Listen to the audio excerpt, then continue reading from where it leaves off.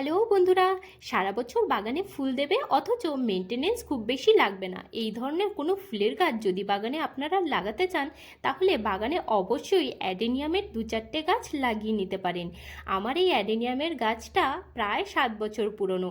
প্রত্যেক বছর এই গাছকে একবার করে গামলা থেকে বার করে নিয়ে রিপোর্টিং করি, অর্থাৎ শিকড়কে কিছুটা কেটে ফেলি আর ডালপালাকে ছেঁটে ফেলি।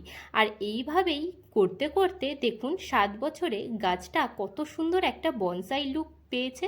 আর এই গাছটাকে মাত্র 20 টাকা দিয়ে নার্সারি থেকে একটা ছোট্ট চারা কিনে নিয়ে এসে বসিয়েছিলাম। আর এই বছরের রিপোর্টিংয়ের ভিডিওটা আমার চ্যানেলে আপলোড করা আছে, যদি আপনারা দেখতে চান তাহলে গিয়ে দেখে নিতে পারেন।